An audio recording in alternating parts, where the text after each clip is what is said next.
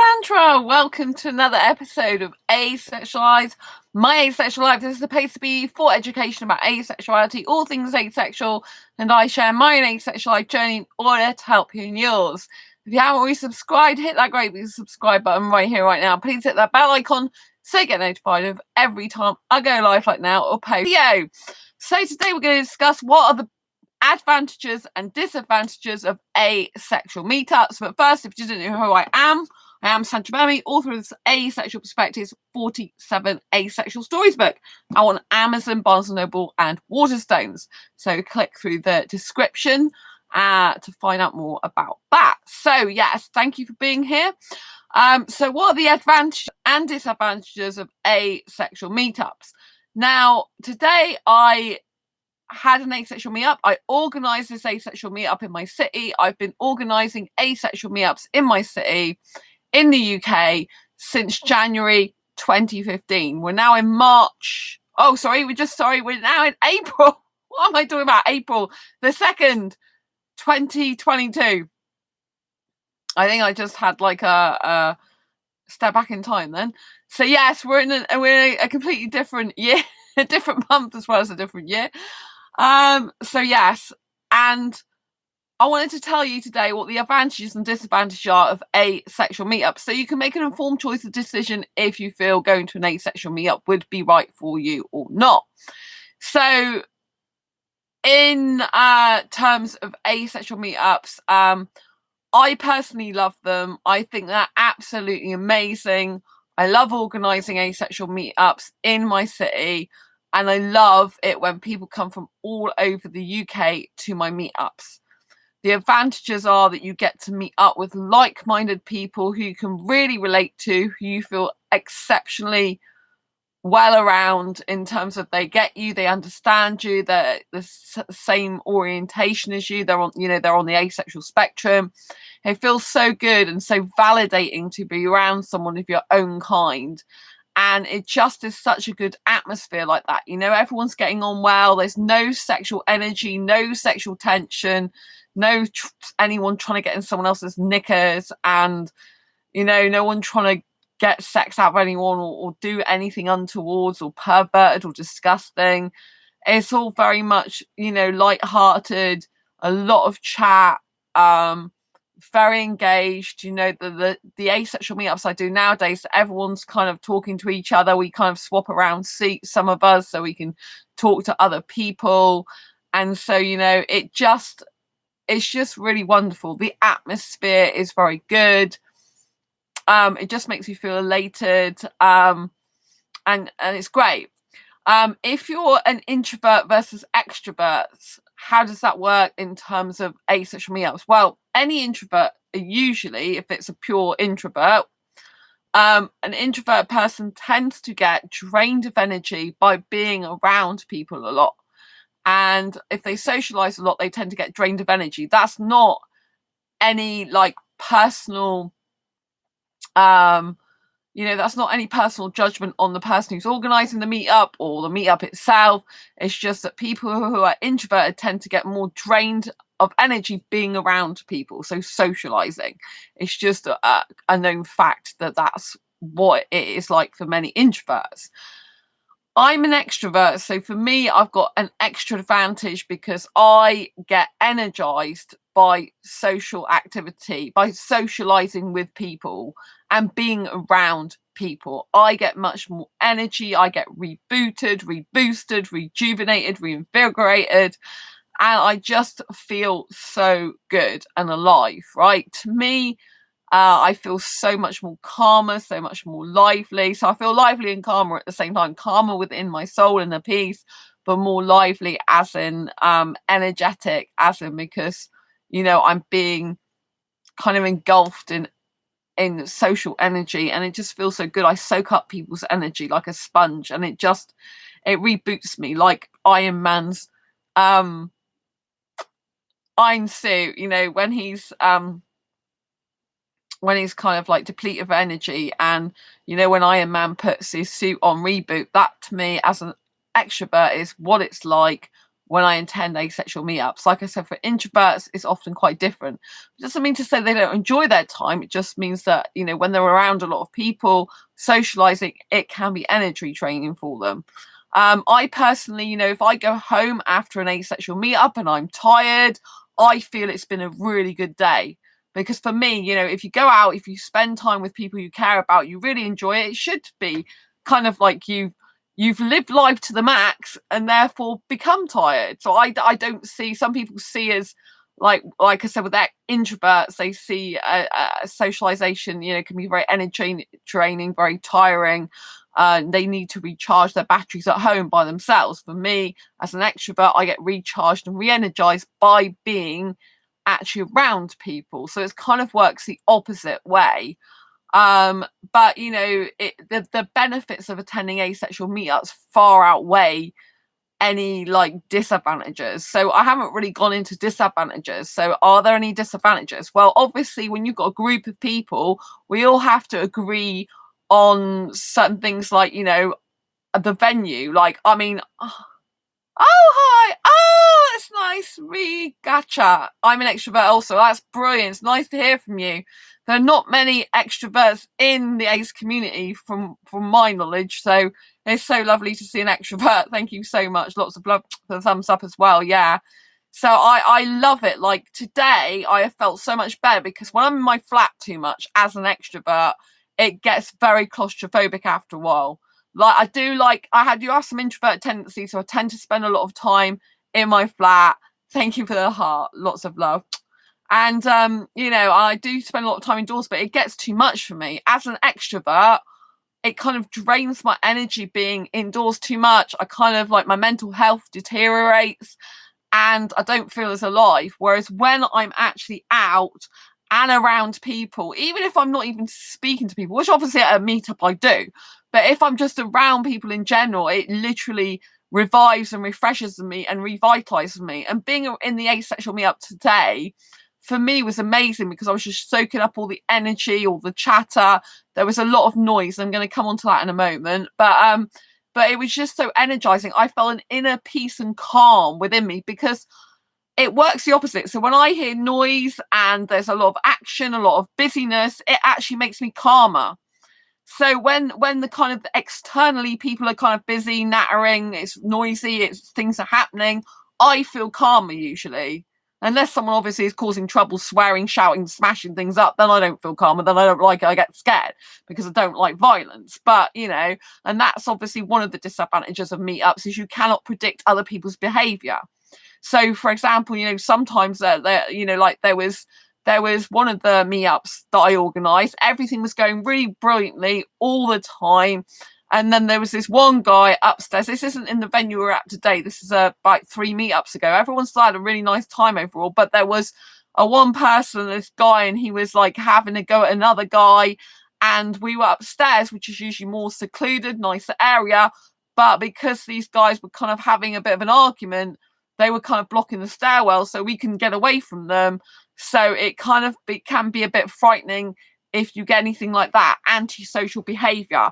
And obviously, I'm an meetup organiser. I feel responsible for the people coming to my meetups, but I'm not responsible for another person's behaviour like that. I can't account for it. If people do things like that, it's out of my control. I spend the majority of my time at home, so I've been very depressed the past time. When I'm with friends, I feel great. Hearing the cars outside helps me sleep. I used to listen to city noises. Oh, bless you, Ree. Mwah, big kisses for you and hugs and love. It's really nice that someone else understands because the majority of the people that come to my meetups are usually introverted and they just don't, you know, they don't, either they're neutral or they just don't, you know, some of them don't understand. Some people don't understand. There was an introvert, there's a guy who's very introverted, and you know, he was complaining about the noise, but we were outside this morning, but it was really too cold to be out there, but there was nowhere to sit inside when we first got there. This is another disadvantage because I can't predict what it's going to be like especially on a Saturday, right, with how busy it's going to be. Now, I got there an hour early before we were due to actually officially have the meetup, and I said people could meet us half an hour before to set tables and chairs up. It was already so busy. because there was sport on. I think there was a beer festival on as well. It's a Saturday, so loads of families are out together. And, I can't predict that. I can only go earlier. But my best friend, Sam, who came down, the earliest train they could get in the price bracket of ticket they needed was like 3 minutes past 11, and they got there just a little bit later. But the woman arrived earlier than me, Lizzie, and she couldn't even find any tables and chairs because it was too busy even then, So it's no one's fault. It's just one of these things that happens. But it meant that we were outside for a bit and it was cold. And then one of the people said that they're too cold, really. So we needed to go inside.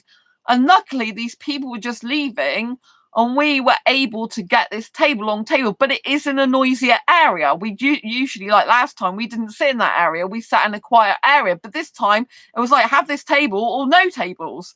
They were just leaving. So we were at one of us, and not me, but someone else with, interrupted them and said, "Are you just about to leave?" They said yes. And it was the only chance we could getting a table. They left all their their plates and dirty plates and drinks there and just went off because obviously someone needed to come and clean the tables. Most of the people moved the stuff because I got broken ankles still, so I was on crutches and boots, so people was doing that type of thing for me, and they're moving the plates at the other end. But I had to grab that table. It was the only one available that was long to push together because there was 9 of us.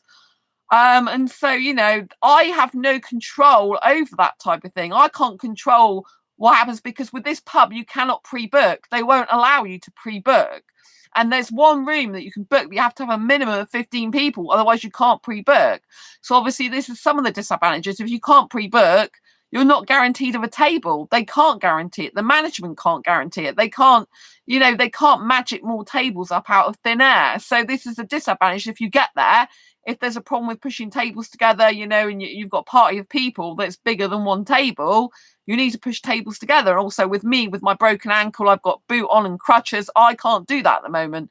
So I'm relying on other people to do that for me and for the team, ACE team, if you like. And so, that's more difficult, and this particular part was really noisy. It was hard to hear yourself talk. When you're talking, you have to talk exceptionally louder because it was really, really noisy in there. And it's the area that's the noisiest. But there was no choice, either that or we sit outside, and one person didn't want to sit outside. But then they found it too noisy being inside, and they still had a nice time as far as I know, but they did comment that they were thinking about leaving because it was too noisy. But there's nothing I can do about that. Either we sit outside, which is quiet but colder, or we sit indoors on that table. There was no other tables available. So you do have these type of things, and obviously I don't want people to feel uncomfortable. I don't want to, it was excessively noisy even for me than I would usually like to be in, because I like to be at a comfort level of noise where I can actually hear people talk without really raising too much of the voice. But you had to. But I can block people out, you see. And the person who's introverted was specifically saying they people watching. But if you're people watching, then obviously you're going to see people being noisy more because you're consciously aware of it. I've learned over time in the years to be consciously, I know I'm very consciously aware about myself, and I can consciously block other people out so that when I'm talking to people on the table, I'm not really noticing other people that much. Other people notice people a lot more than I do. But I used to be very good at acting. When I was 15 years old and doing drama at school, I got told I should go to acting school. And I was too shy back then. I was a lot more introverted. But up to the age of 10, I was an introvert. I was a very shy girl, very introverted. Didn't have many friends, very withdrawn into myself. But at 10 years old, I decided I didn't want that life and that I would change it because I wasn't happy with it. And when I became when I was around the age of 15, I realized I wanted to work in the media. And then because I did voluntary work experience at a radio station. And then from that, I wanted to do hospital radio. And I realized that if I wanted to do media stuff, I wanted to work in the media and project my voice, I was going to need to change and not be so introverted. I was going to need to be more extroverted because that's the type of personality that works better. But even at 10, I decided to change myself because I wasn't happy. I was a miserable child in lots of ways. And I felt that being shy and introverted, for me personally, didn't help me. It made me worse. And so I consciously decided to change myself in that way. But I still remember that person. I still remember the guy I was. I still remember being like that, but it didn't suit me. So I've purposely changed myself and became more extrovert. And I'm naturally a lot more extrovert person now, but I do have some introverted tendencies still. So in this particular place we went to today, last time we sat in a quiet place, the place we sat in today was the most noisiest place in the whole of the building. And but there wasn't any other option. So I could either sit there and, like saying, well, I have to make a decision as the event organizer. I have to decide what's best for the group. And obviously that's where it becomes difficult as well, because there are disadvantages in terms of not everyone is going to agree on everything. Not everything's going to be comfortable and all right for everyone all of the time. I try to make sure everyone's having a good time as much as possible, enjoying themselves as much as possible. And overall, the feedback is it's a lovely meetup. I'm so excited. When's the next one? Really had a lovely time. Great chatting to all of you. Really had a great time. And more and more people are coming back to the meetups. I'm getting bigger, amount of people coming back regularly, which is really good. People are traveling more miles to come to my meetups now because they're worth it, And I don't like anyone feeling, like I want anyone to feel uncomfortable. For me, the noise level was higher than I would usually have myself, and I don't usually sit in that area on a Saturday night for that reason. But at the end of the day, you've got like two choices: outside that table, or you don't be there. Obviously, as a meetup organizer, I need to be there, and I need to still hold a meetup, and I need to lead and show people it's fine to do that, which it was. It meant extra, talking more loudly. It was hard to hear, but when you're so engrossed in conversation, you're having a fun and lovely time. The majority of the time, when you're engrossed in conversation, you don't notice so much other people around you because you're too busy having your own conversations. And so, it's a disadvantage trying to keep everyone happy, because you're never going to be able to keep everyone happy totally all the time, every single minute of the day. There's going to be times probably when some people are talking, people are like, oh, I'm not actually doing any talking now, because I kind of even though I say that I'm gross in conversation, I still do watch people. Some people, at certain times, I watch to see if they're engrossed in conversations, they're feeling left out, if they're engaging in conversation, if they're not. So I'm very consciously still aware of different people. Obviously, I can't see right at the table if I'm up the other end. So there's certain times I can't totally see, but I'm usually keeping an eye out to see, are people eating food? Have they ordered their food? Because I don't want people to not eat. Are they actually talking? Are they, I have to judge what I think, is going on with the situation. And so, it requires a great degree of observation, whilst also enjoying the meetup myself, And also something we do now at my meetups is we do swap around. So instead of being with the same people all the time, we swap around some of the seating so that we end up talking to different people, not just the same people for continuously all the hours. So, but inevitably, because we end up talking a lot and we get engrossed in conversations, we still don't get round everyone all the time. Like one of the people, I didn't get to spend much time with him today, but I am friends with him on Facebook. We've been out together as friends before, just me and them. But I don't get much time with that person. So then obviously I feel a little bit bad that I haven't spent much time with that person. But we have seen each other much more at other times, whereas some other people there was a new girl and I haven't seen her at all. She messaged me a couple of days ago. And so, I would say one of the advantages is you get to meet different people.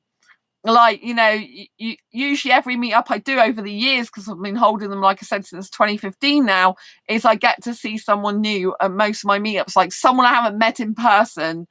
At nearly every single meetup I hold, there's usually at least one person who's a different person to what I knew before, as well as regulars. And this time there was a lovely girl from Hong Kong, really, really nice person.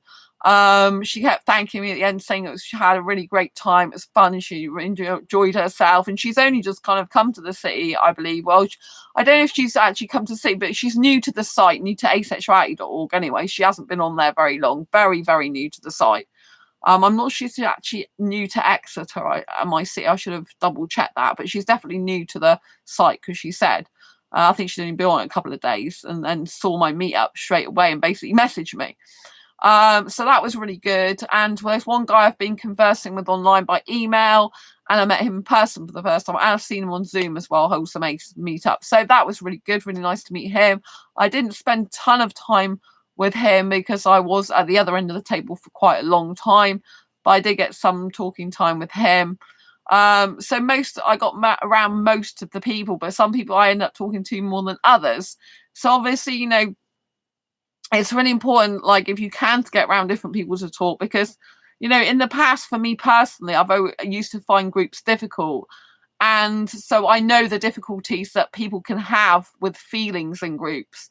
I'm quite aware of them, and so I always try to look at people to see, because I used to feel left out in groups. I don't at my own meetups, but I used to feel that way in the past, years ago. But I can relate to other asexuals. We can relate to each other. I feel much more comfortable about being around asexuals than I do, for example, heterosexuals, and just the people in general are so much more nicer than I've met in the past, and I feel a lot more comfortable, like I could be myself the majority of the time. I'm always myself anyway, but some people like me being myself, some people may be a bit critical, but I am me. I do me. I'm a quiet taste sometimes, but I think overall I do a really good job of the meetups. I do organize them very well, and they are coordinated really well as well. And another disadvantage, if you like, for meetup organisers, it takes a lot of time, energy and effort. Thanks for the thumbs up, to actually organise these things. Like, I love organising them, but it does take a lot of time, energy and effort, because you're messaging. For example, I'm messaging at asexuality.org. I'm messaging people on Facebook that come, so not everyone comes through asexuality.org. I'm posting in the thread in asexuality.org. Every so often I've got to go on there, log in, check my messages. I'm private messaging people, answering their messages, and then obviously, I've got to make sure I sort the venue and everything, and what I think will be best for the whole group. Like it's difficult, because today's venue was better in a lot of ways than the previous venue, but it was more noisy. And so it's difficult, because today the venue now it's a lot more closer to the train station, so it's better for a lot of people. It's all on the flat pretty much. There's only one or two little steps to go up and down, but it's all on one level. You don't have to go upstairs to another level, whereas in the other pub other Wetherspoons we go to, you do. So and at the moment, because I've got a broken ankle and I've got a boot, I don't really want to go up they're really narrow steps, steep stairwell to go up to the other pub, and I just think it's going to be too difficult for me with my boot and crutches at the moment. I don't want to have a fall, because even going down my stairs, which is straightforward because I live in the middle floor flat, even going, or first floor, middle, first, whatever you want to call it, I struggle to get down there safely, because it feels like I'm getting a bit unstable sometimes. I don't want to fall forward and break my neck, you know what I mean? That'd be really bad. So, I don't want to risk that at the moment. So if you were to be downstairs at the other place, it would have been noisier again, because it's still on a Saturday. Again, tables might have been more difficult to get still, because it's a Saturday. But, and that's a disadvantage, is like, of meetups, is a lot of the time they will be obviously at weekends. But, like, if it's a Saturday, it's an advantage that more people tend to be off work, but it's a disadvantage that because of that, there's a lot noisier and busier in these places, harder to get tables, and if you can't pre-book, then it makes it more difficult. But the venue comparison, this one is, like I said, it's nearer the train station. It's got parking as well. It is big. It's all on one level, as in the sense you don't have to climb stairs to a second floor or anything, whereas the other one you do. And so it's I'm getting a lot more feedback that they prefer this venue. The architecture inside's really nice as well, and upstairs, in the other one you can't see out the windows, whereas this one, they've got, where we were sat today, even though it was noisier, there is windows that you can see in the far end, so it's lighter. So someone commented they prefer that because it's a better view than having just enclosed walls. So there's advantages and disadvantages of different venues, and you're never going to be able to please everyone. Some people are going to prefer one venue to the other. I prefer the other venue in the sense, when I'm usually upstairs, it's quieter.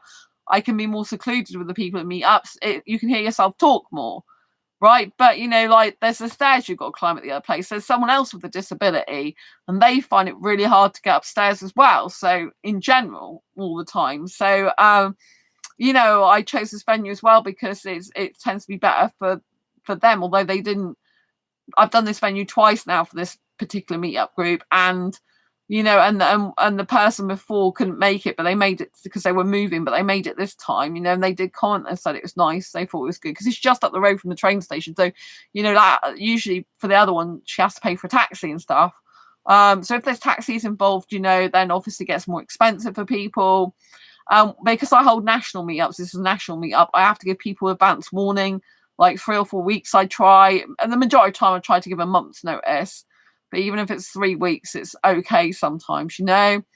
And so, you know, there's that there. So, you know, for me personally, you know, I've got to pick the venue, hope everyone's as happy with it as possible, you know, like get a menu where there's something for everyone. So there's vegetarian dishes, meat dishes, you know, where there's a place where there's alcohol, non-alcoholic drinks, where there's tea, coffee, but, you know, and juice as well.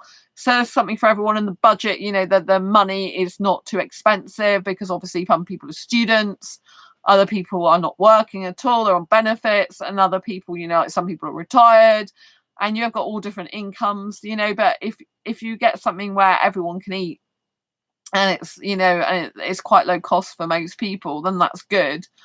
You know, so you've got to take into account the fact that people are traveling from far and wide when you do national meetups. I mean, some people are traveling like 200 miles.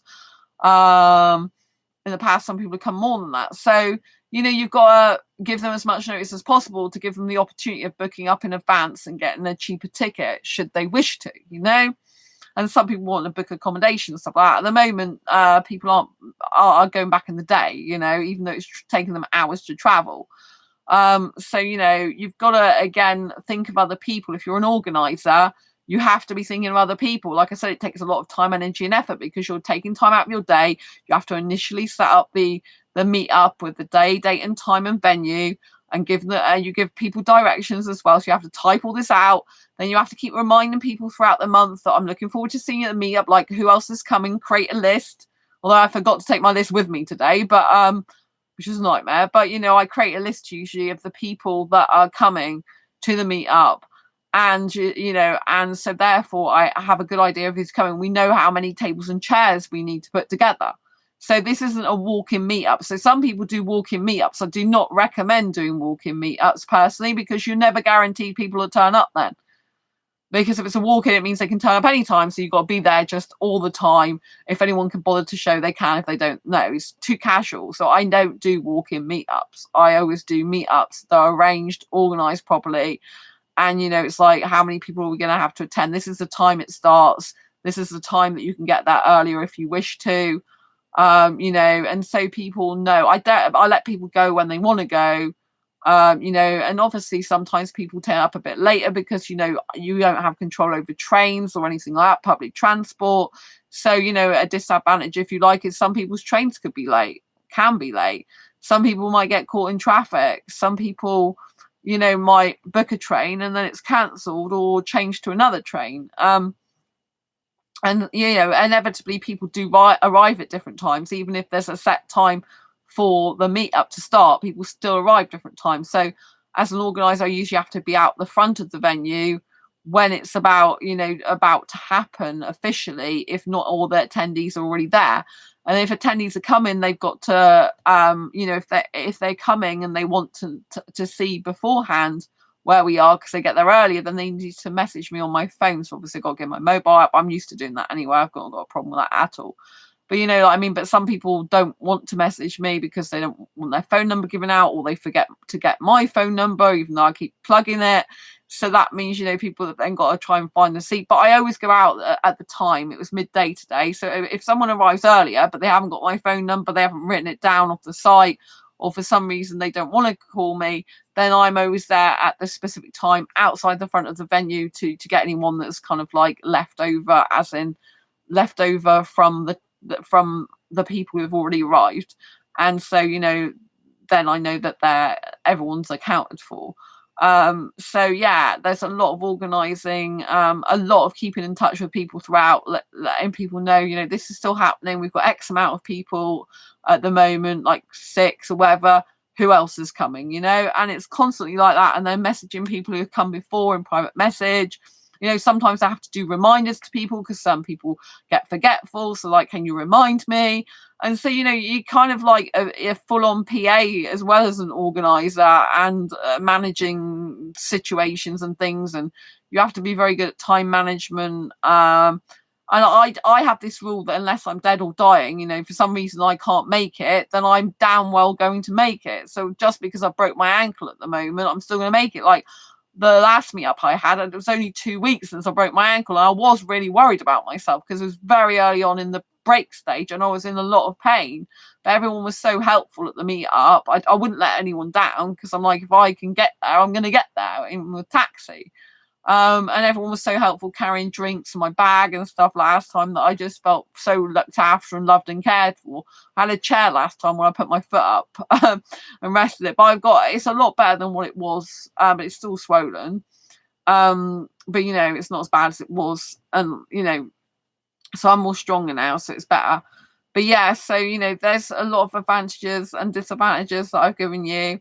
Overall, though, I would always say go to an asexual meetup whenever you got the opportunity, because another disadvantage, if you like, is you know, asexuals are spread all over the country, so some people have to travel a lot of hours to get to a meetup because there's not meetups in every single city or town in the UK.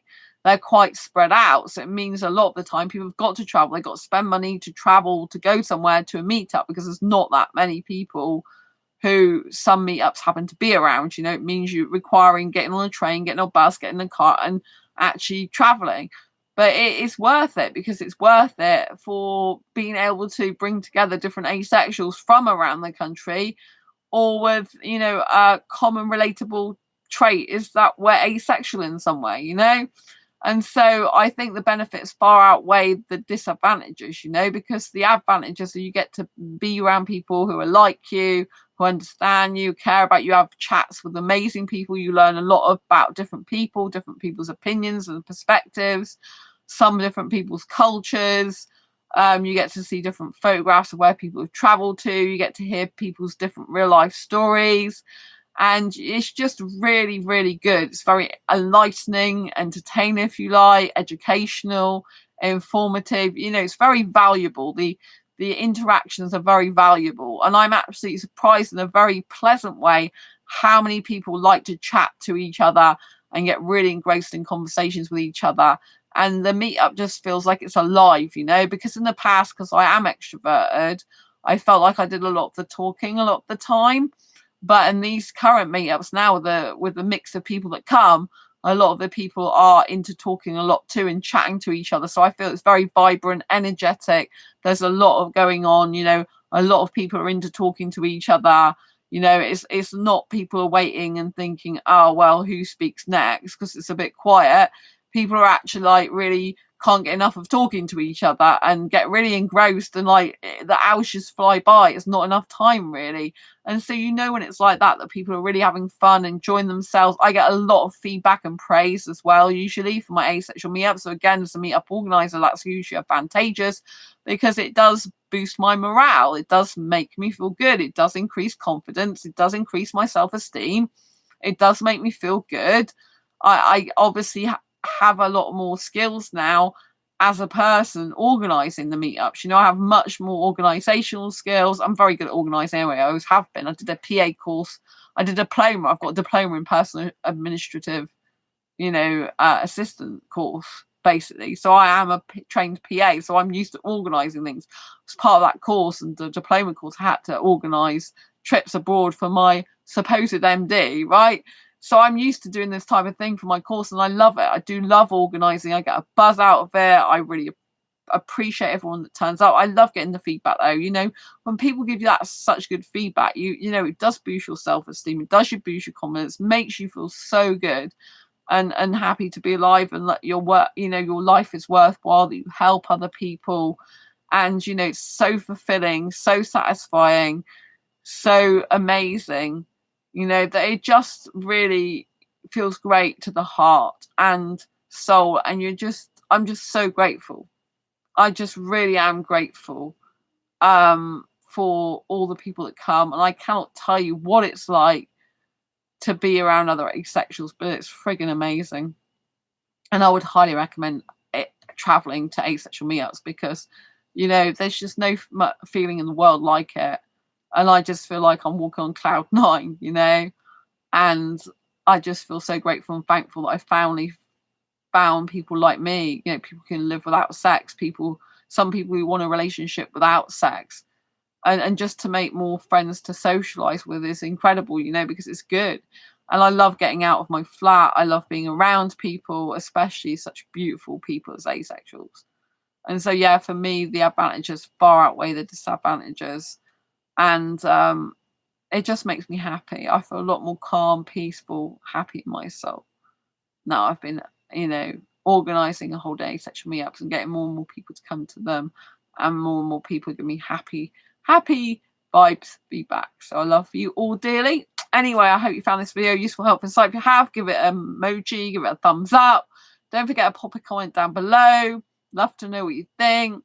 Don't forget to subscribe if you haven't already. Hit that bell icon so you get notified of every time I go live. Right now, posting a video. Thank you for gotcha commenting tonight in the chat. Love you lots and love everyone. Take care. See you soon. Have a nice day. Bye.